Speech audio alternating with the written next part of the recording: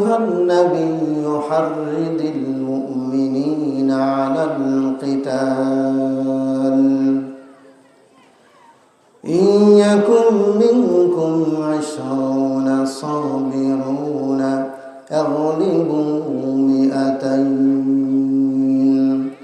আল্লাহ তাআলা তার প্রিয় হাবিব বিশ্বনবী জনাবে মুহাম্মদুর রাসূলুল্লাহ সাল্লাল্লাহু আলাইহি ওয়াসাল্লামকে ডাক দিয়ে বলছেন, ইয়া আইয়ুহান নাবিয়্যু হাররিদিল মুমিনিনা আলাল কিতাল। হে নবী, আপনি মুমিনদেরকে, আপনি ঈমানদারদেরকে জিহাদের জন্য ইন্সপায়ার করুন, তাদেরকে আপনি জিহাদের জন্য উদ্বুদ্ধ করুন। ইয়াকুম মিনকুম 20 সাবিরুনা ইয়াগলিবু 200। কখনো কাফের মুশরিকদেরকে আপনি পরোয়া করবেন না, ভয় পাবেন না। শুনে রাখুন, ইয়াকুম মিনকুম 20 সাবিরুনা ইয়াগলিবু 200। তোমাদের মধ্যে, মুমিনদের মধ্যে যদি মাত্র 20 জন ঈমানদার থাকে, যদি যোদ্ধা যদি স্বতঃস্ফূর্তভাবে যুদ্ধের জন্য উদ্বুদ্ধ হয় 20 জন ঈমানদার, তাহলে এই 20 জন ঈমানদারদের কাছে কাফেরদের 100 জন পরাজিত হবে। কতজনের কাছে কতজন? 20 জনের কাছে 100 জন। কতজনের কাছে কতজন? 20 জনের কাছে 100 জন। তাহলে 100 জনের কাছে কতজন হবে? 1000 না? পরের শব্দে বলে দিয়েছে, ওয়াইয়াকুম মিনকুম মিআতুন ইয়াগলিবু আলফা। ইজা আলফা আলফাম মিনাল্লাযীনা কাফারু বিআন্নাহুম কওমুন লা ইয়াফকাহুন। আর যদি তোমাদের মাঝে 100 জন ঈমানদার যোদ্ধা থাকে, তাহলে তোমাদের 100 জন ঈমানদার যোদ্ধার কাছে 1000 কাফের পরাজিত হবে। সুবহানাল্লাহ। এই যে কাফের মুশরিকরা, বেদিনরা এই আয়াত রিসার্চ করে এই আয়াতের ব্যাখ্যা যখন দেখেছেন, এই আয়াতের অর্থ যখন দেখেছেন, তখন তারা রাসূলের নামে অপব্যাখ্যা করতে শুরু করে দিয়েছেন, ইসলামের নামে অপব্যাখ্যা করতে শুরু করে দিয়েছেন যে ইসলাম হচ্ছে সন্ত্রাসী একটি ধর্ম। এই যে আল্লাহ বলছেন যুদ্ধ করো, জিহাদ করো, তার মানে রাসূল বলছেন ঈমানদারদেরকে রাসূল যুদ্ধের জন্য, জিহাদের জন্য ইন্সপায়ার করছেন, উদ্বুদ্ধ করছেন। তার মানে হচ্ছে মুসলিম ধর্ম, ইসলাম ধর্ম হচ্ছে সন্ত্রাসী ধর্ম। ইসলাম ধর্ম কি সন্ত্রাসী ধর্ম নাকি শান্তির ধর্ম? শান্তির ধর্ম। ইসলাম যুদ্ধের কথা বলে কি বোঝাতে চাচ্ছেন?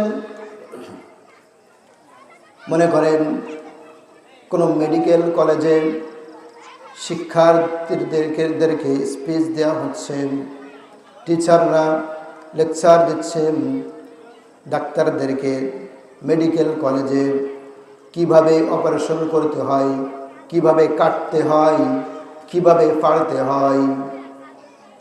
দোতলার উপরে এই লেকচার দিচ্ছে হ্যান্ড মাইকে অনেক ছাত্র, খালি মুখে বললে শুনবে না, এজন্য মাইক লাগিয়ে স্পিচ দিচ্ছে। ইন দ্য মিন টাইম নিচ থেকে কোনো একজন হেঁটে যাচ্ছে, কোনো একজন কুচক্রী মহল হেঁটে যাচ্ছে, তার কানে এই শব্দ গিয়েছে যে কিভাবে কাটতে হয়, কিভাবে ফাড়তে হয়।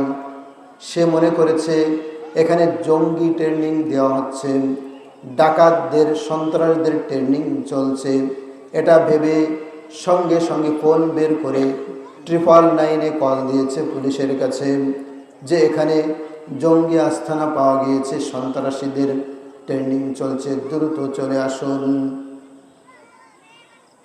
পুলিশও মোবাইলে শুনেছে যে এই কথাগুলো হচ্ছে, দ্রুত পুলিশ এসে অ্যাটাক করেছে, তাদের কাছে গিয়েছে। এখন পুলিশ গিয়ে কি দেখবে? জঙ্গি ট্রেনিং হচ্ছে নাকি ডাক্তারদেরকে ডাক্তারি শেখানো হচ্ছে? কি শেখানো হচ্ছে? মেডিকেল ছাত্রদেরকে শেখানো হচ্ছে কিভাবে অপারেশন করতে হয়। যদি ডাকাত দল থাকতো, যদি ডাকাতরা এই কথাগুলো বলতো, তাহলে ভয় ছিল, ওরে বাবারে কিভাবে পালাতে হয়, কাটতে হয়, এগুলো শেখাচ্ছে। জাতির জন্য আতঙ্কের কারণ ছিল। কিন্তু যখন ডাক্তার বলছে, তখন বুঝতে হবে কাটাকাটির ভেতরেও শান্তি লুকায়িত রয়েছে। ঠিক কিনা? তো এই পৃথিবীর পরিবেশের জন্য কাফের মুশরিক বেদিন তারা হচ্ছে বিষ পোলার মতো। আর আল্লাহ রাসূল সাল্লাল্লাহু আলাইহি ওয়াসাল্লাম হলেন একজন অভিজ্ঞ ডাক্তার। ডাক্তার যখন কাটার জন্য বলে, তখন শান্তি প্রতিষ্ঠার জন্য বলে। সুতরাং বিশ্বনবী যখন জিহাদের কথা বলছেন, কিতালের কথা বলছেন, তখন বুঝতে হবে এই জমিনে শান্তি প্রতিষ্ঠার জন্য বলছে। ঠিক কিনা? ঐতিহ্যবাহী গিলাতলা দক্ষিণ পাড়া কর্তৃক আয়োজিত 52তম বাৎসরিক তাফসিরুল কুরআন মাহফিলের দ্বিতীয় দিনের প্রথম অধিবেশনে আল্লাহ তাআলা আমাদেরকে অসংখ্য মানুষের ভিতর থেকে বাছাই করে এই কোরআনের ময়দানে আসার মতো সৌভাগ্যবান দান করেছেন। সৌভাগ্যবান ব্যক্তি হিসেবে কবুল করে নিয়েছেন।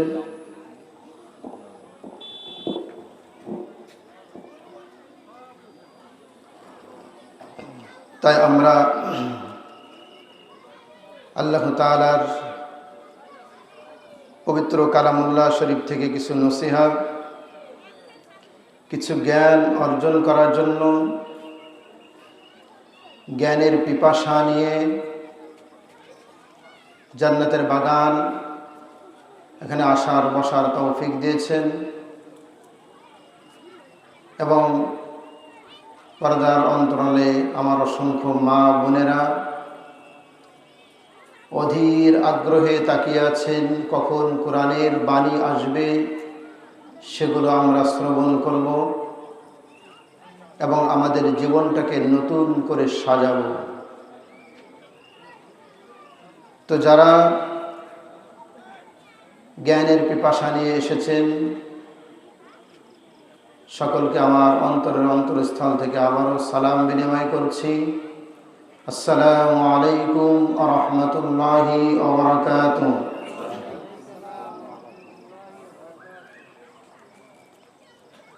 আমরা অল্প কিছুক্ষণ কথা শুনব আমাদের নির্ধারিত সময় অনুযায়ী। তো যতক্ষণ কথা শুনব আমরা সরাসরি আল্লাহ তাআলার কালাম থেকে এবং রাসূল সাল্লাল্লাহু আলাইহি ওয়াসাল্লামের মুখ নিঃসৃত বাণী থেকে আমরা কথা শুনব, কথা বলবো। ওমা তাওফীকি ইল্লা বিল্লাহ। এবং আল্লাহ তাআলার কাছে দোয়া করছি আমি সহ যত উলামা ইকরামগণ এখানে তাশরিফ আনবেন, যারা কথা বলবেন, তাদের সকলকে যেন এই জাতির জন্য যে কথাগুলো কল্যাণময়,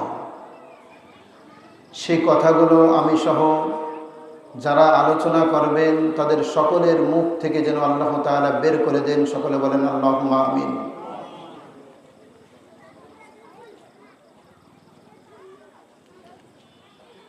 আল্লাহ তাআলা পবিত্র কোরআনে ঘোষণা দিয়েছেন, ইয়া আইয়ুহাল্লাযীনা আমানুত্তাকুল্লাহা হাক্কা তুকাতিহি ওয়া লা তামুতুন্না ইল্লা ওয়া আনতুম মুসলিমুন। এই আয়াতের ভিতরে আল্লাহ তাআলা সর্বপ্রথম মুমিনদেরকে নাম ধরে ডাক দিয়েছেন, ঈমানদারদেরকে ডাক দিয়েছেন। এই আয়াতের তিনটি অংশ। প্রথমে আল্লাহ তাআলা ঈমানদারদেরকে ডাক দিলেন, তারপর বললেন হাক্কা তুকাতিহি, তোমরা আল্লাহ তাআলাকে যথাযথভাবে ভয় করবে। তৃতীয় নম্বরে বললেন ওয়ালা তামুতুন্না ইল্লা ওয়া আনতুম মুসলিমুন, তোমরা প্রকৃত মুসলমান না হয়ে মৃত্যুবরণ করবে না। এখানে আল্লাহ তাআলা যেহেতু স্পেসিফিক ভাবে ঈমানদারদেরকে নাম ধরে ডাক দিয়েছেন, তার মানে এই আয়াতে কথা বলছেন ঈমানদারদের সাথে বেঈমানদের সাথে এই আয়াতের কোনো কথা নাই, ঠিক কিনা? তো আল্লাহ তাআলা যখন কাউকে ডাক দেন তখন সেই ডাকের সাড়া দিতে হয়, হাজিরা দিতে হয়। ক্লাসে যখন টিচাররা ছাত্রদের হাজিরা টানে, যখন ছাত্রের নাম ধরে ডাক দেই তখন হাজিরা দিতে হয়, লাব্বাইক বলতে হয়, ইয়েস স্যার, উপস্থিত, এগুলো বলতে হয় না? তো আল্লাহ তাআলা আমাদেরকে নাম ধরে ডাক দিয়েছেন। আশা করি আমরা এখানে যারা আছি তারা সকলে ঈমানদার। ঈমানদার বিধায় আমরা আল্লাহ তাআলার এই মজলিসে, কোরআনের মজলিসে ছুটে চলে এসেছি। এখন যেহেতু আল্লাহ তাআলা আমাদেরকে ডাক দিয়েছেন, এই ডাকের সাড়া দেওয়ার দরকার আছে না নাই? আছে কি না? তো কিভাবে আমরা ডাকের সাড়া দিব, কিভাবে আমরা হাজিরা দিব? দুনিয়ার সাধারণ কোনো মানুষ আমাদের নাম ধরে ডাকছে না, ডাকছেন স্বয়ং কে? আল্লাহ তাআলা। তো এখানে আল্লাহ তাআলা যখন মানুষকে ডাক দেন তখন হাজিরা দেওয়ার পদ্ধতি দুটি। কয়টি? দুটি। কয়টি? দুটি পদ্ধতি।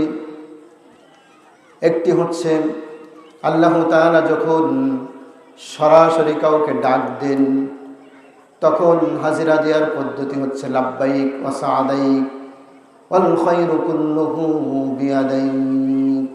যেমন আল্লাহর নবী হযরত মূসা আলাইহিস সালামকে সরাসরি তুর পাহাড়ের উপর আল্লাহ তাআলা নাম ধরে ডাক দিয়েছিলেন, তিনি লাব্বাইক ওয়া সাআদাইক, লাব্বাইক বলে সাড়া দিয়েছিলেন। কিন্তু আল্লাহ তাআলা আমাদেরকে তো সরাসরি নাম ধরে ডাকেন নাই, আমাদেরকে ডাকছেন ওহীর মাধ্যমে, কোরআনের মাধ্যমে। তো যখন কোরআন দ্বারা কাউকে ডাকেন তখন সাড়া দেওয়ার পদ্ধতি, হাজিরা দেওয়ার পদ্ধতি হচ্ছে ওয়াইযা কুরিআল কুরআনু ফাসতামিউ লাহু ওয়া আনসিতু লাআল্লাকুম তুরহামুন। আল্লাহু আকবার। যখন আল্লাহ তাআলা কাউকে ওহীর মাধ্যমে ডাকেন, কোরআনের মাধ্যমে ডাকেন, তখন সাড়া দেওয়ার পদ্ধতি হচ্ছে ফাসতামিউ লাহু ওয়া আনসিতু লাআল্লাকুম তুরহামুন। সাড়া দেওয়ার পদ্ধতি হচ্ছে নীরবে নিস্তব্ধে ওই কথাগুলো শ্রবণ করা এবং মন দিয়ে, দিল দিয়ে, কান দিয়ে শুনতে হবে এবং মন দিয়ে মনোযোগ সহকারে শুনে সেগুলো জীবদ্দশায় আমল করার প্রতিজ্ঞা করা, আমল করার নিয়তে শোনা। এটি হচ্ছে আল্লাহ তাআলার ডাকের সাড়া দেওয়া।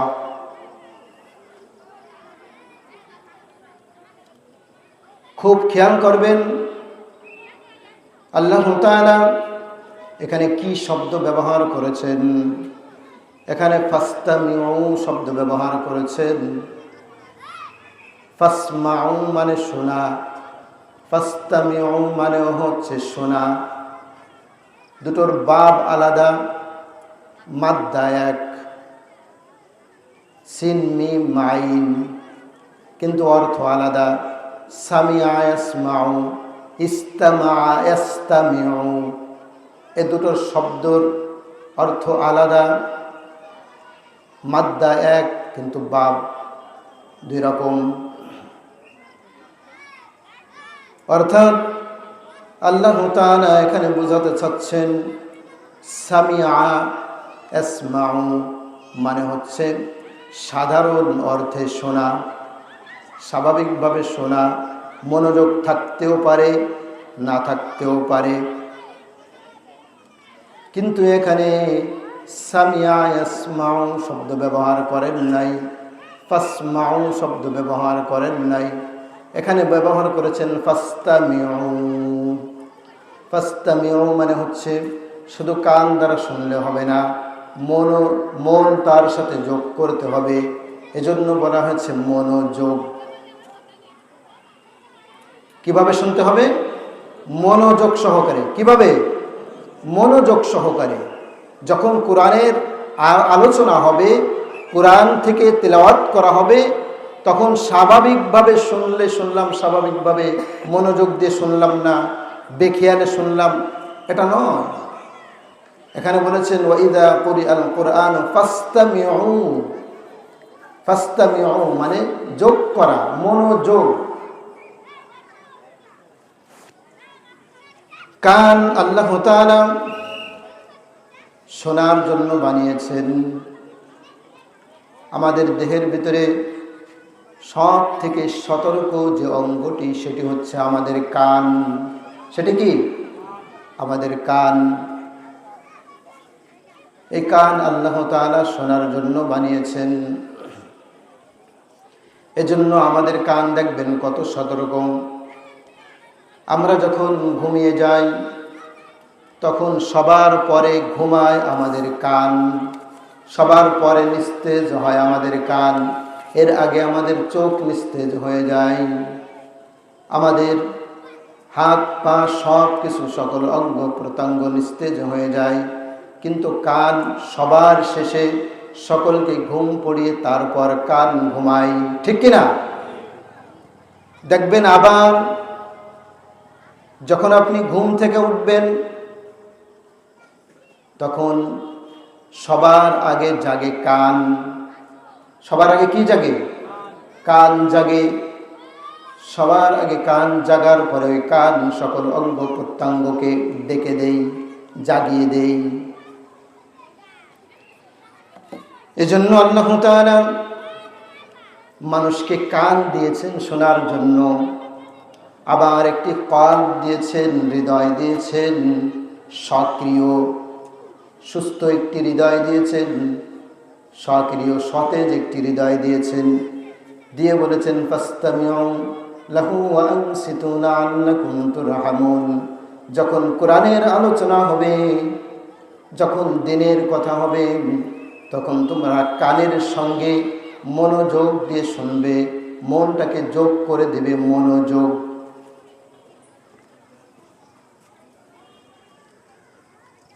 আমাদেরকে আল্লাহ তাআলা কান দিয়েছেন শোনার জন্য। গরু ছাগলকেও আল্লাহ তাআলা কান দিয়েছেন শোনার জন্য। তাদের কলব নাই, তাদের একটি কলব আছে কিন্তু সক্রিয় না, এজন্য সব কিছু বোঝে না। গরুকে যদি বলা হয়, গরু একটু পরে আমি তোমাকে দিয়ে হাল চাষ করব, ওই যে ক্ষেত দেখা যাচ্ছে, তোমরা দুইজন ওখানে গিয়ে দাঁড়াও, আমি আধা ঘন্টা পরে আসছি। গরু বসবে তো? গরু বসবে? বসবে না। এই বুঝ শক্তি আল্লাহ তাআলা গরুকে দেয় নাই। তার কলব সচেতন না, সতর্ক না, সামান্য দু একটি শব্দ বোঝে। যখন হাল চাষ করার জন্য নিয়ে যাওয়া হয় তখন হেই হেই বললে হাঁটে না? হাঁটে কি না? আবার থামানোরও কিছু শব্দ আছে, হো হো বা হাই হই হো, দু একটা শব্দ বোঝে, কিন্তু এর বাইরে আর কিছু বোঝে না।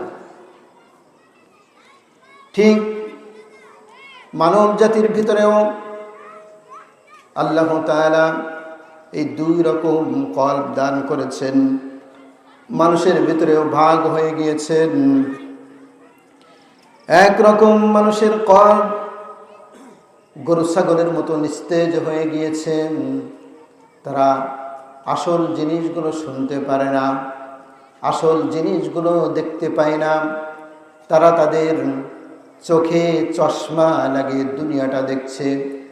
যখন কালো চশমা লাগায় তখন দুনিয়ার সব কিছু কালো দেখে, যখন সাদা চশমা লাগায় তখন সব কিছু সাদা দেখে।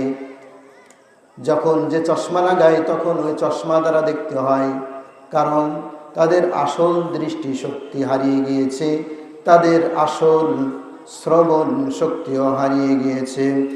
লাহুম কুলুবুন লা ইয়াফকাহুনা বিহা ওয়া লাহুম আ'য়ুনুন লা ইউবসিরুনা বিহা ওয়া লাহুম আযানুন লা يسمعون بها أولئك كالأنعام بل هم أضل أولئك هم الغافلون। যাদের আসল শ্রবণ শক্তি হারিয়ে গিয়েছে, আসল বুঝ শক্তি হারিয়ে গিয়েছে, তাদের ব্যাপারে আল্লাহ তাআলা আয়াতে বললেন লাহুম কুলুবুন লা ইয়াফকাহুনা বিহা, তাদের অন্তর আছে কিন্তু অন্তর দ্বারা তারা আসল জিনিস উপলব্ধি করতে পারে না। ওয়া লাহুম আ'য়ুনুন লা ইউবসিরুনা বিহা, তাদের চক্ষু আছে কিন্তু সেই চক্ষু নষ্ট হয়ে গিয়েছে, আসল দৃষ্টি শক্তি হারিয়ে গিয়েছে। ওয়া লাহুম আ'য়ুনুন লা ইউবসিরুনা বিহা ওয়া লাহুম আযানুন লা ইয়াসমাউনা বিহা, তাদের কান আছে কিন্তু আসল শ্রবণ শক্তি তাদের হারিয়ে গিয়েছে। উলাইকা কাল আনআমি বাল হুম আদাল, সর্বোপরি তারা ওই গরু ছাগলের মতো হয়ে গিয়েছে। বাল হুম আদাল, আবার কোনো কোনো ক্ষেত্রে ওই গরু ছাগলের থেকেও নিম্ন পর্যায়ে নেমে গিয়েছে। সুতরাং শুধু কল্প থাকলে হবে না, কল্পটাকে সতর্ক রাখতে হবে, সুস্থ রাখতে হবে, বিবেকটাকে সুস্থ রাখতে হবে। নচেত কোরআনের কথা রাত দিন ভরে শুনলেও আপনার কোনো কাজে আসবে না। ইন্না ফি যালিকা লাযিকরা লিমান কানা লাহু কলবুন আও আলকাস সামআ ওয়া হুয়া শাহীদ। আমরা অনেক সময় বলি যে কত কোরআনের আলোচনা হচ্ছে কিন্তু পরিবর্তন হচ্ছে না মানুষের ভিতরে। পরিবর্তন হবে কিভাবে? যে শুনছে শ্রোতার তো দিল মরে গিয়েছে, সে তো আসল শ্রবণ শক্তি হারিয়ে ফেলেছে, দিল দ্বারা শুনতে পারে না। তাহলে কাজ হবে কিভাবে? কাজ হওয়ার জন্য শ্রোতার কিছু বৈশিষ্ট্য থাকতে হবে এবং যিনি আলোচনা করবেন তারও কিছু বৈশিষ্ট্য থাকতে হবে। এই একে একে যোগ করে উভয়ের ভিতরে যদি এই বৈশিষ্ট্যগুলো থাকে তাহলে কোরআনের আলোচনা আমাদের জন্য কাজে আসবে, নচেত কোনো কাজে আসবে না। ইন্না ফি যালিকা লাযিকরা লিমান কানা লাহু কলবুন, ইন্না ফি যালিকা লাযিকরা, এই কোরআনের কথা বলছেন, এই কোরআনের ভিতরে তোমাদের জন্য উপদেশ রয়েছে, কিন্তু কাদের জন্য? লাযিকরা লিমান কানা লাহু কলবুন, যাদের কল্পটা সুস্থ আছে, যাদের বিবেকটা সুস্থ আছে, যাদের বিবেকটা স্বতঃস্ফূর্তভাবে কোরআনের আলোচনাগুলো শুনতে পারে, তাদের জন্যই কোরআনের ভিতরে উপদেশ রয়েছে।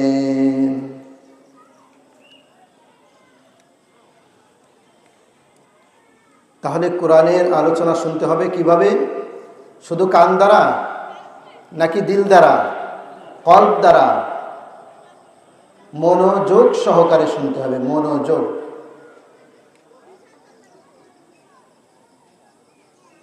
আমাদের আলোচনার মূল বিষয় হচ্ছে সূরা আনফালের 65 নম্বর আয়াত। এখানে আল্লাহ তাআলা বলছেন, النبي حرض المؤمنين على القتال إن يكن منكم 20 صابرون يغلبوا 200 আল্লাহ তাআলা তার প্রিয় হাবিব বিশ্বনবী জনাবি মুহাম্মদুর রাসূলুল্লাহ সাল্লাল্লাহু আলাইহি ওয়াসাল্লামকে ডাক দিয়ে বলছেন, ইয়া আইয়ুহান নাবিয়্যু হাররিদিল মুমিনিনা আলাল কিতাল। হে নবী, আপনি মুমিনদেরকে, আপনি ঈমানদারদেরকে জিহাদের জন্য ইন্সপায়ার করুন, তাদেরকে আপনি জিহাদের জন্য উদ্বুদ্ধ করুন। ইয়াকুম মিনকুম 20 সাবিরুনা ইয়াগলিবু 200। কখনো কাফের মুশরিকদেরকে আপনি পরোয়া করবেন না, ভয় পাবেন না। শুনে রাখুন, ইয়াকুম মিনকুম 20 সাবিরুনা ইয়াগলিবু 200।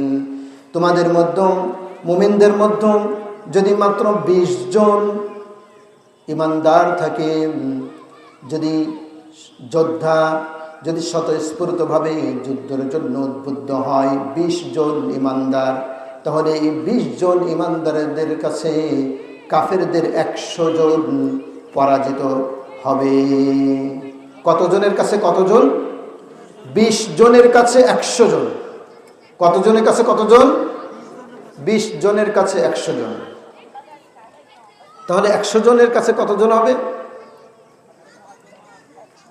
1000 না?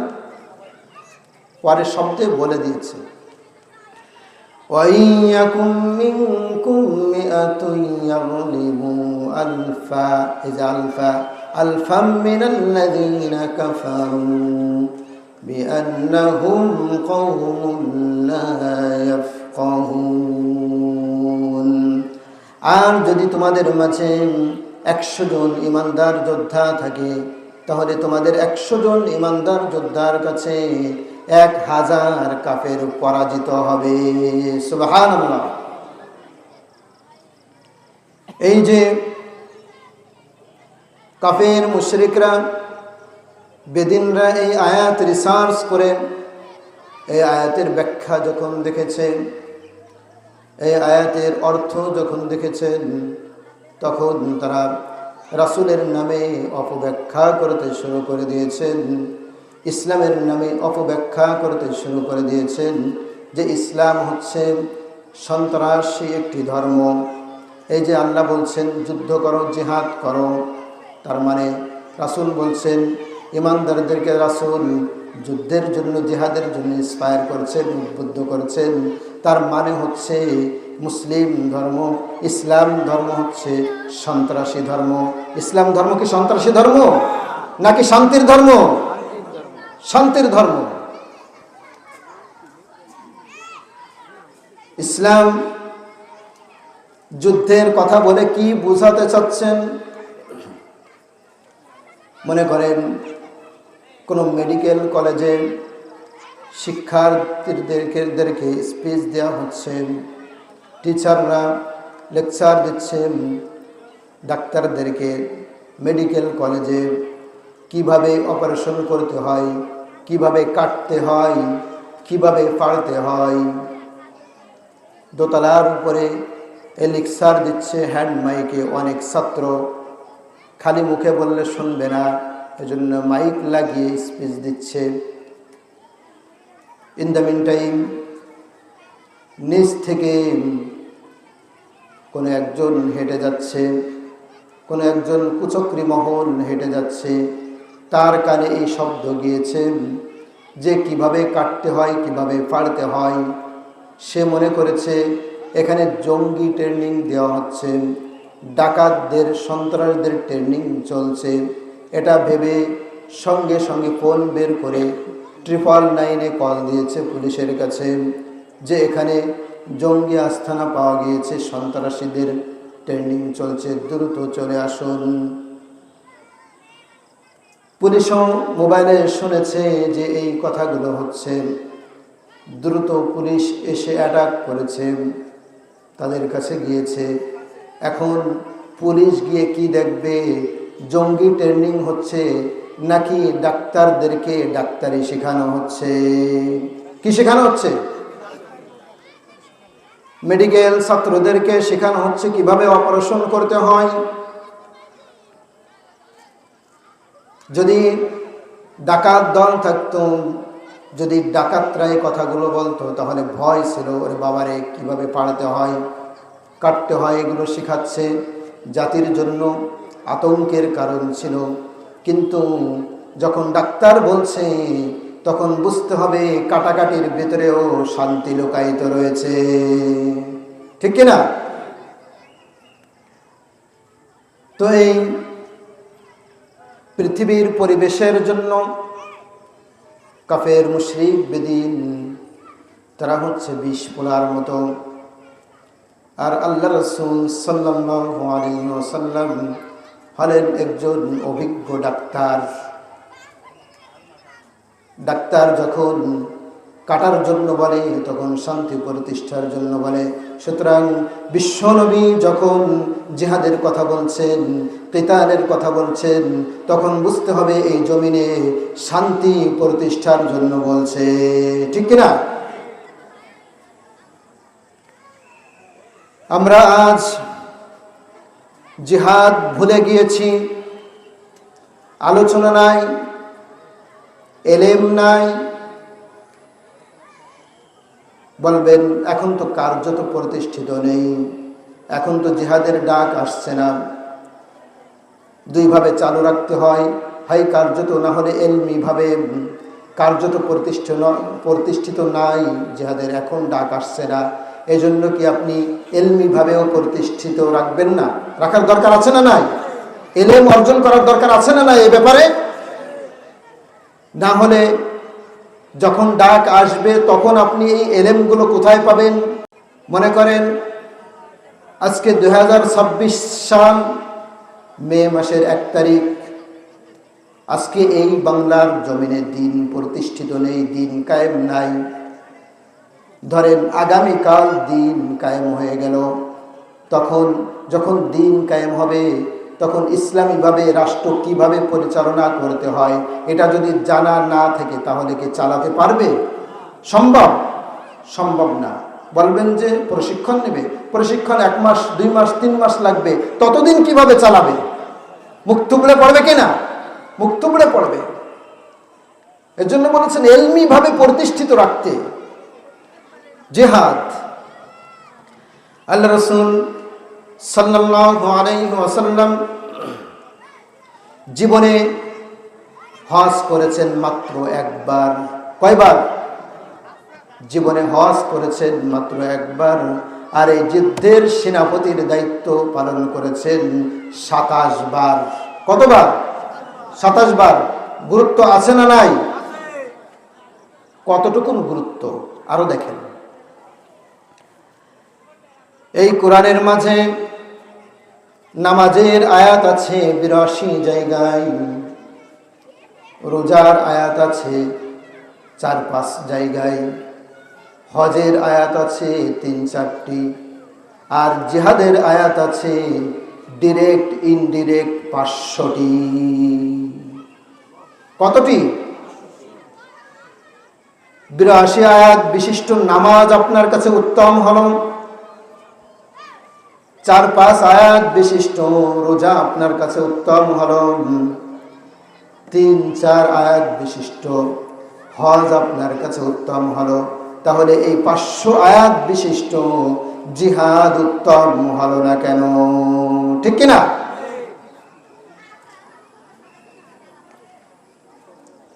জিহাদ,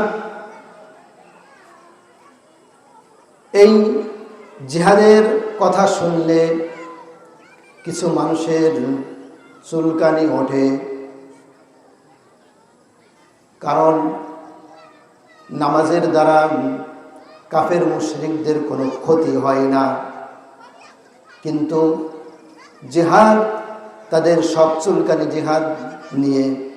নামাজ নিয়ে যত না চুলকানি, রোজা নিয়ে যত না চুলকানি, হজ নিয়ে যত না চুলকানি, তার থেকে লক্ষ কোটি গুণ বেশি চুলকানি জিহাদ নিয়ে কাফের মুশরিকদের। কারণ হচ্ছে একটাই, নামাজ তাদেরকে কোনো ক্ষতি করে না, রোজা তাদেরকে কোনো ক্ষতি করে না, হজ তাদেরকে কোনো ক্ষতি করে না, যাকাত তাদেরকে ক্ষতি করে না। কিন্তু এই জিহাদের দ্বারাই তো আবু জেহেল জাহান্নামের দরজায় পৌঁছে যায়।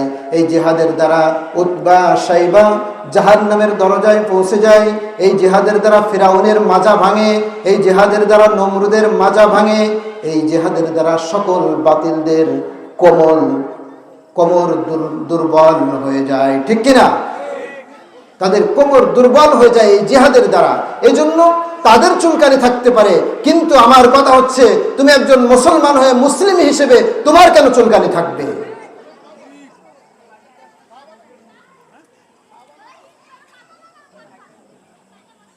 এই জিহাদ অনেক বেশি আলোচনা হওয়ার দরকার এ ব্যাপারে। 500 আয়াত। কত আয়াত? আকিমুস সালাত আপনার কাছে খুব গুরুত্বপূর্ণ হলো, নামাজ কায়েম করো।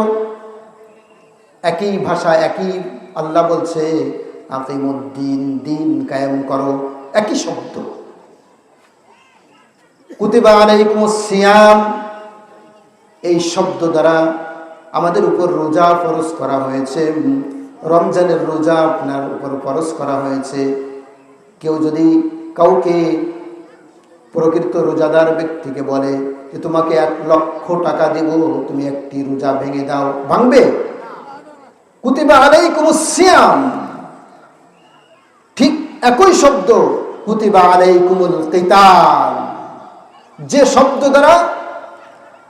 শব্দ দ্বারা রোজাকে ফরজ করা হয়েছে, একই শব্দ দ্বারা জিহাদকে ফরজ করা হয়েছে। ঠিক কিনা?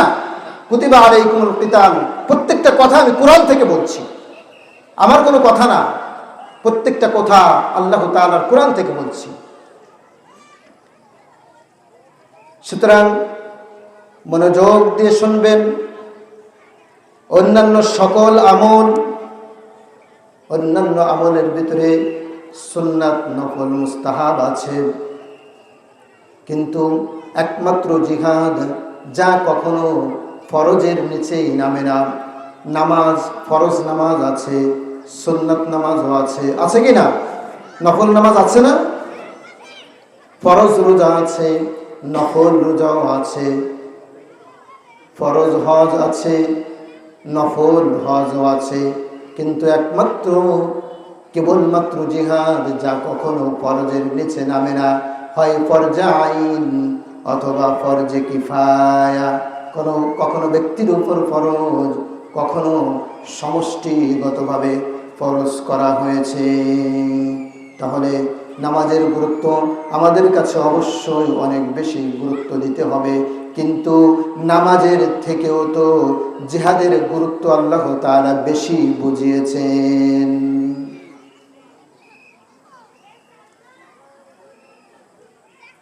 মান লাম ইয়াখযু ওয়া লাম ইউহাদ্দিস বিহি নাফসাহু ফামাতা আলা শুবাতিন মিনান নিফাক। আল্লাহ রাসূলের স্পষ্ট হাদিস, মান লাম ইয়াখযু ওয়া লাম ইউহাদ্দিস বিহি নাফসাহু ফামাতা আলা শুবাতিন মিনান নিফাক। যে ব্যক্তি জিহাদ করে নাই এবং জিহাদ করার জন্য চিন্তা ও লালন করে নাই, ভালো করে শোনেন, যে ব্যক্তি জিহাদ করে নাই এবং জিহাদকে তুচ্ছ তাচ্ছিল্য করেছে, জিহাদ করার জন্য চিন্তাও ভিতরে লালন করে নাই, ওই ব্যক্তি মারা যাওয়ার সময় মুনাফিকি একটি শাখার উপর মৃত্যুবরণ করবে। আমরা কি মুনাফিকি শাখার উপর মৃত্যুবরণ করতে চাই? তাহলে জিহাদের চিন্তা চেতনা আমাদের ভিতরে ধারণ করতে হবে, লালন করতে হবে, পালন করতে হবে। ঠিক কিনা? রাজি আছেন তো?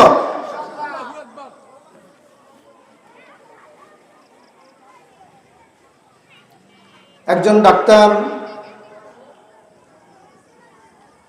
রোগীর সাথে যে আচরণ করে, ইসলাম মানুষের সাথে তেমন আচরণ করে। এই জিহাদের আয়াত থেকে কাফের মুশরিকরা রাসূলকে বলেন টেররিস্ট, সন্ত্রাস, নাউজুবিল্লাহ। রাসূল সন্ত্রাস না, রাসূল টেররিস্ট না, রাসূল সাল্লাল্লাহু আলাইহি ওয়াসাল্লাম জিহাদ শিখিয়েছেন মানব জাতির কল্যাণের জন্য। একজন ডাক্তার রোগীর সাথে যেমন ব্যবহার করে, কখনো প্যারাসিটামল দেয়, কখনো অ্যান্টিবায়োটিক দেয়, আবার কখনো প্রয়োজন হলে তার পেট পেড়ে তাকে সুস্থ করে তোলে। সুতরাং একজন ডাক্তারের কাছে যেমন রোগী নিরাপদ, একজন অভিজ্ঞ ডাক্তারের কাছে রোগী যেমন নিরাপদ, ঠিক অনুরূপভাবে ইসলামের কাছে বিশ্ব মানবতা নিরাপদ। কখনো কখনো জিহাদের প্রয়োজন হয়ে বসে, হুঙ্কার দেওয়ার প্রয়োজন হয়ে বসে। সিলেটে হযরত শাহজালাল রহমতুল্লাহ আলাইহি তাশরীফ এনেছিলেন, আগমন করেছিলেন। ইসলাম তখন কায়েম ছিল না, তখন সেখানকার ক্ষমতাসীন ছিল গৌর গোবিন্দ। এই গৌর গোবিন্দ একজন বাচ্চার জন্য, একজন বাচ্চা সন্তানের জন্য গরু আকিকা করেছিল। তার অপরাধে, এই অপরাধের জন্য গৌর গোবিন্দ ওই বাচ্চাকে ধরে জবাই করে দিয়েছিল। হযরত শাহজালাল রহমতুল্লাহ আলাইহি এটা দেখে মসজিদের কোণে বসে লা ইলাহা ইল্লাল্লাহ সুবহানাল্লাহ আলহামদুলিল্লাহ জিকির করেন নাই, বদদুয়া করেন নাই যে গৌর গোবিন্দর সঙ্গে আমি পারবো না, আল্লাহ তুমি তাকে ধ্বংস করে দাও, এগুলো করেন নাই। বরং হযরত শাহজালাল রহমতুল্লাহ আলাইহি তার জিহাদের তলোয়ার হাতে তুলে নিয়েছিলেন, গৌর গোবিন্দকে নিঃশেষ করে দিয়েছিলেন। এই বাংলার জমিনে শাহজালালের তরোয়াল যখন জন জন করে বেজে উঠেছিল, গৌর গোবিন্দর মতো অসংখ্য বাতিলদেরকে জাহান্নামের দরজায় পাঠিয়ে দিয়েছিলেন। হযরত শাহজালাল রহমতুল্লাহ আলাইহির হাত ধরে এই জমিনে ইসলাম প্রতিষ্ঠিত হয়েছিল। ঠিক কিনা? দেখেন জিহাদের গুরুত্ব কত। একজন সাহাবী আল্লাহ রাসূল সাল্লাল্লাহু আলাইহি ওয়াসাল্লামের কাছে এসে বলছেন, দুল্লানি আলা আমালিন ইয়াদিলুল জিহাদ। আল্লাহ রাসূল, আমি তো জিহাদে যেতে আমি শারীরিকভাবে অক্ষম, বা আপনি আমাকে দুল্লানি আলা আমালিন ইয়াদিলুল জিহাদ, রাসূল আপনি আমাকে এমন একটি আমল শিখিয়ে দেন যা জিহাদের সমান হয়ে যাবে। সুতরাং জিহাদে না যেও আমি ওই আমল করে জিহাদের সমান সব পাবো, এমন একটি আমল আপনি শিখিয়ে দিন। আল্লাহ রাসূল সাল্লাল্লাহু আলাইহি ওয়াসাল্লাম সাথে সাথে বললেন, লা আজিদুহু, এমন আমল আমি জীবনেও কখনো খুঁজে পাই নাই যা জিহাদের সমান হতে পারে। অন্য বর্ণনা এসেছে, লা তাস্তাতিউনাহু, এমন আমল তুমি জীবনেও করতে পারবে না। এটা বলার পরে ওই সাহাবী নাছোড় বান্দা মনে করলেন যে না কিছু হয়তো বা আছে, এমন কোনো আমল আছে। আল্লাহ রাসূলকে আবার রিকোয়েস্ট করতে লাগলেন। আল্লাহ রাসূল বলেন, কিছু একটা বলেন। তখন আল্লাহ রাসূল সাল্লাল্লাহু আলাইহি ওয়াসাল্লাম তাকে বললেন, আচ্ছা তোমরা কি পারবে, মুজাহিদ যখন জিহাদের জন্য ঘর থেকে বের হয় তখন থেকে তুমি নামাজ পড়তে শুরু করবে, তখন থেকে তুমি রোজা রাখতে শুরু করবে, তখন থেকে তুমি রাত জেগে জেগে তাহাজ্জুদ করতে শুরু করবে। এক মুহূর্তের জন্য নামাজ ভাঙবে না, এক মুহূর্তের জন্য রোজা ভাঙবে না। এটা কি তোমাদের দ্বারা সম্ভব? সাহাবী বলল, না আল্লাহ রাসূল, এটা কিভাবে সম্ভব? আমার তো ওযু গোসলের প্রয়োজন আছে, খাওয়ার প্রয়োজন আছে, প্রস্রাব পায়খানার প্রয়োজন আছে। আমি সার্বক্ষণিক কিভাবে নামাজের ভিতরে থাকবো, সার্বক্ষণিক কিভাবে রোজা রাখবো? আমি তো দুর্বল। আল্লাহ রাসূল সাল্লাল্লাহু আলাইহি ওয়াসাল্লাম বললেন, তাহলে ওই মুজাহিদের সমান সব অর্জন করাও তোমাদের জন্য সম্ভব নয়। কারণ হচ্ছে মুজাহিদের দৃষ্টান্ত হচ্ছে মাসালুল মুজাহিদি ফি সাবিলিল্লাহি কামাসালিস সাইমিল কাইমিল কানিতি বিআয়াতিল্লাহি লা ইয়াফতুরু মিন সিয়ামিন ওয়ালা সালাতিন ওয়ালা সাদাকা। মুজাহিদের দৃষ্টান্ত হচ্ছে নামাজি ব্যক্তির মতো, রোজাদার ব্যক্তির মতো, সারা রাত জেগে জেগে তাহাজ্জুদ আদায়কারীদের মতো। অর্থাৎ মুজাহিদ যখন ঘর থেকে বের হয় তখন অটোমেটিকভাবে তার আমলনামায় নামাজের সব উঠতে থাকে। যতক্ষণ না বাড়ি ফিরে আসে ততক্ষণ উঠতে থাকে, ততক্ষণ পর্যন্ত তার আমল নামায় নফল রোজা রাখার সব উঠতে থাকে, ততক্ষণ পর্যন্ত সারা রাত জেগে জেগে তাহাজ্জুদ আদায় করলে যে সব হতো সেই সব তার আমল নামায় আল্লাহ তাআলা দান করতে থাকেন। সুবহানাল্লাহ। দেখেন, বদরের যুদ্ধ, ইসলামের প্রথম যুদ্ধের নাম কি? বদর। প্রথম যুদ্ধের নাম কি? বদর। দেখেন, মুসলমান কি সন্ত্রাস নাকি সন্ত্রাস কাফেররা? আল্লাহ রাসূল মদিনায় ছিল, মদিনা থেকে বদরের দূরত্ব 155 থেকে 60 কিলোমাইল, আর মক্কা থেকে দূরত্ব 300 থেকে 350 কিলোমাইল। এই মক্কা থেকে কাফেররা এসেছিল বদরে। তাহলে দীর্ঘ পথ পাড়ি দিয়ে কারা এসেছিল? মদিনা থেকে মাত্র 155 আর তাদের থেকে 300। তাহলে যে আমাকে আক্রমণ করতে আসছে তখন প্রতিহত করার দরকার আছে না নাই? প্রতিহত তো করতে হবে। রাসূল প্রতিহত করতে গিয়েছিলেন। তো যাই হোক, বদরের যুদ্ধের আগে আল্লাহ রাসূল সাল্লাল্লাহু আলাইহি ওয়াসাল্লাম সাহাবাদের সাথে পরামর্শ করেছেন কিভাবে কি করা যায়, আমাদের সংখ্যাই তো কম, ওদের সাথে কিভাবে পারবো। সাহাবারা, মুজাহিদ মুহাজির সাহাবিরা তারা উৎসাহ দিচ্ছে, কিন্তু আনসার সাহাবিরা ছিল সংখ্যায় বেশি, তারা প্রথমে শুরুর দিকে কথা বলছে না। কিছুক্ষণ পরে হযরত মিকদাদ রাদিয়াল্লাহু তাআলা আনহু আল্লাহ রাসূলকে উৎসাহ দেওয়ার জন্য বললেন, ইনজিবিনা ইয়া রাসূলুল্লাহ সাল্লাল্লাহু আলাইহি ওয়াসাল্লাম হাইথুমা তাশা হাইথুমা আমারাকাল্লাহ ইন্না লা নাকুলু লাক কামা ক্বালা বানু ইসরাঈল লিমূসা আলাইহিস সালাম ইযহাব আনতা রাব্বুকা ফাকাতিলা ইন্না হাহুনা কাঈদুন। আল্লাহ রাসূল, আপনি চিন্তা করবেন না, চিন্তার কোনো কারণ নাই, আমরা আছি আপনার সাথে। আপনি আমাদেরকে নির্দেশ দিন, আপনি আমাদেরকে নিয়ে চলুন, যেদিকে যেতে বলবেন আমরা সেদিকে যাব। হাইথুমা তাশা হাইথুমা আমারাকাল্লাহ ইন্না লা নাকুলু লাক কামা ক্বালা বানু ইসরাঈল লিমূসা আলাইহিস সালাম। আমরা এই মুসা নবীর উম্মতদের মতো বলবো না যে আপনি আর আপনার আল্লাহ গিয়ে যুদ্ধ করুন, এমন কথা আমরা বলবো না। তার মানে কি, মুসা নবীর জামানায় মুসা নবীর উম্মতদেরকে যখন এই জিহাদের জন্য ডাকতো তখন তারা বলতো আপনি আর আপনার আল্লাহ গিয়ে যুদ্ধ করেন তো, ওগুলো যুদ্ধ আমাদের ভালো লাগে না। আল্লাহ রাসূলের জামানায় সাহাবীরা বলছে যে আমরা তাদের মতো বলবো না, মুসা নবীর উম্মতদের মতো বলবো না, বরং আমরা আপনার পক্ষে লড়াই করব। হাইথুমা তাশা হাইথুমা আমারাকাল্লাহ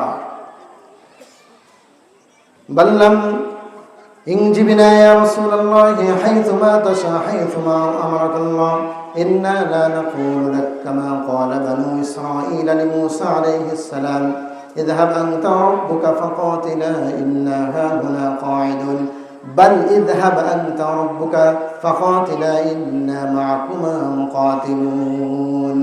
বরং আমরা বলবো আপনি আমাদেরকে নিয়ে চলুন, আমরা আপনার পক্ষে লড়াই করব ওই পর্যন্ত, মা দামাত আইনুন মিন্না তাকাররা, যতক্ষণ পর্যন্ত আমাদের চোখের পাতা নড়ে ততক্ষণ পর্যন্ত আমরা আপনার পক্ষে লড়াই করব, পিছপা হব না। সুবহানাল্লাহ। চোখের পাতা নড়ে ততক্ষণ পর্যন্ত লড়াই করব, তার মানে হচ্ছে আমাদের মৃত্যুর আগ পর্যন্ত আপনার সঙ্গে আপনার সাথী হয়ে আপনার পক্ষে লড়াই করব কাফেরদের বিরুদ্ধে, আমরা এক পাও পিছপা হব না।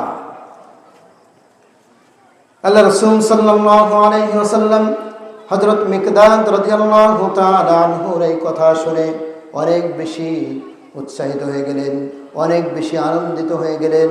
আনন্দিত হয়ে বললেন, কুমু বিনা ইলা জান্নাতিন আরদুহা কাআরদিস সামাওয়াতি ওয়াল আরদ فقام عمير بن حمام وكان يأكل التمر قوموا بنا إلى جنة।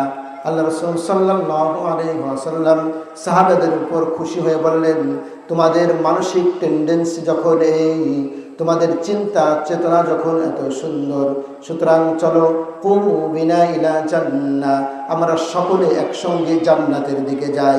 তার মানে জিহাদের ময়দানে যাই, সেখানে গিয়ে শহীদ হলে আমাদের জন্য নিশ্চিত জান্নাত অপেক্ষা করেছে।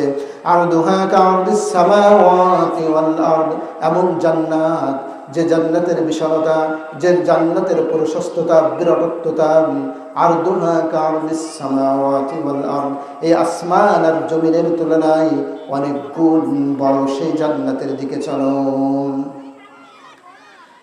আল্লাহ রাসূল সাল্লাল্লাহু আলাইহি ওয়াসাল্লামের এই ঘোষণা শুনে ফাকাম উমাইর বিন হামাম ওয়া কানা ইয়াকুলুত তামার, আল্লাহ রাসূলের সাহাবী উমাইর বিন হামাম দাঁড়িয়ে গেলেন। তিনি খুরমা খেজুর খাচ্ছিলেন। কি খাচ্ছিলেন? ওয়া কানা ইয়াকুলুত তামার, তামার খাচ্ছিলেন, খুরমা খেজুর খাচ্ছিলেন। সঙ্গে সঙ্গে তিনি খুরমা খেজুরগুলো ফেলে দিলেন, বললেন অকালা বাহ বাহ, কি সুন্দর কথা, কি আশ্চর্য কথা। অকালা বাহ বাহ, এটি হচ্ছে আরবের আঞ্চলিক শব্দ, লুগাল মুহাল্লিয়া, আরবের আঞ্চলিক শব্দ। কি সুন্দর কথা আপনি শোনালেন। আল্লাহি লাউ কুনতু হাইয়ান হাত্তা আকুলাহুন্না ইন্নাহা লাহায়াতুন তাওয়িলা ফারানা বিহিন্না। সুতরাং উমাইর বিন হামাম রাদিয়াল্লাহু তাআলা আনহু, তার হাতে যে খুরমা খেজুরগুলো ছিল সেগুলো ফেলে দিয়ে বললেন আল্লাহি লাউ কুনতু হাইয়ান হাত্তা আকুলাহুন্না ইন্নাহা লাহায়াতুন তাওয়িলা ফারানা বিহিন্না, আমি এই খুরমাগুলো যদি খেয়ে শেষ করতে যাই অনেক সময় লেগে যাবে, আমার জান্নাতে যেতে অনেক দেরি হয়ে যাবে। আল্লাহ রাসূল জান্নাতের ঘোষণা দিয়েছেন, সুতরাং আমি আর এই খুরমা খেজুর খাওয়ার জন্য অপেক্ষা করতে পারি না। সাথে সাথে খুরমাগুলি ফেলে দিয়ে জিহাদের ময়দানে ঝাঁপিয়ে পড়লেন। অসংখ্য কাফের মুশরিকদেরকে জাহান্নামের দরজায় পাঠিয়ে দিয়ে সর্বশেষ নিজেও শহীদ হয়ে গেলেন। সুবহানাল্লাহ। সর্বশেষ যখন শহীদদের জানাজা দিচ্ছিলেন আল্লাহ রাসূল সাল্লাল্লাহু আলাইহি ওয়াসাল্লাম, তখন আল্লাহ রাসূলকে ছিনিয়ে দেওয়া হলো। আল্লাহ রাসূল, এই হচ্ছে আপনার শের উমাইর বিন হামাম, যে আপনার মুখ থেকে জান্নাতের ঘোষণা শোনার পর খুরমা খাচ্ছিল, খুরমা খাওয়ার জন্য ধৈর্য ধারণ করতে পারে নাই, জিহাদের ময়দানে, যুদ্ধের ময়দানে লাফিয়ে পড়েছে, ঝাঁপিয়ে পড়েছে এই সেই উমাইর বিন হামাম। আল্লাহ রাসূল সাল্লাল্লাহু আলাইহি ওয়াসাল্লাম বললেন, উমাইর বিন হামাম, যে জান্নাতের লোভে, যে জান্নাতের পিপাসায় তুমি খুরমাগুলো ফেলে দিয়ে জিহাদের ময়দানে লাফিয়ে পড়েছ, আমি রাসূল ঘোষণা দিচ্ছি তোমার জন্য সেই জান্নাত অপেক্ষা করছে। সুতরাং আমাদের কত সৈন্যবল আছে, কত অস্ত্র শস্ত্র আছে, এটা বিষয় নয়। বিষয় হচ্ছে ওয়ালা তাহিনু ওয়ালা তাহজানু ওয়া আনতুমুল আ'লাউনা ইন কুনতুম মুমিনিন। তোমরা যদি ঈমানদার হও, তোমরা যদি মুমিন হও, তোমাদের সৈন্য সংখ্যা কত এটা দেখার বিষয় নাই, তোমাদের জন্য বিজয় অপেক্ষা করেছে। যেমনভাবে বদরের ময়দানে আল্লাহ তাআলা ফেরেশতাদেরকে পাঠিয়ে সাহায্য করেছিলেন, আজও যদি মানুষগুলো বদরের সাহাবীদের মতো ঈমান গ্রহণ করতে পারে, আজও আল্লাহ তাআলার আসমান থেকে আমাদের জন্য ফেরেশতারা চলে আসবে সাহায্য করার জন্য। সম্মানিত উপস্থিতি, আমার নির্ধারিত সময় শেষ। আমি আর সময় ক্ষেপণ করতে চাই না, নির্ধারিত সময়ের ভিতরে শেষ করতে চাই। আমরা যতটুকু আলোচনা শুনলাম সরাসরি কোরআন থেকে, হাদিস থেকে আমরা আলোচনা শুনেছি। আল্লাহ তাআলা অসংখ্য জায়গায় জিহাদের জন্য ইন্সপায়ার করেছেন, উদ্বুদ্ধ করেছেন। সুতরাং এই কথাগুলো আমাদের অন্তরের ভিতরে ধারণ করার, লালন করার এবং পালন করার তৌফিক দান করুন। আমিন। আখির দাওয়ানা আলহামদুলিল্লাহি রাব্বিল আলামিন। হাযা মা ইনদি ওয়াল ইলমু ইনদাল্লাহ আলাইহি তাওয়াক্কালতু ওয়া ইলাইহি উনীব। আসসালামু আলাইকুম ওয়া রাহমাতুল্লাহি ওয়া বারাকাতুহু।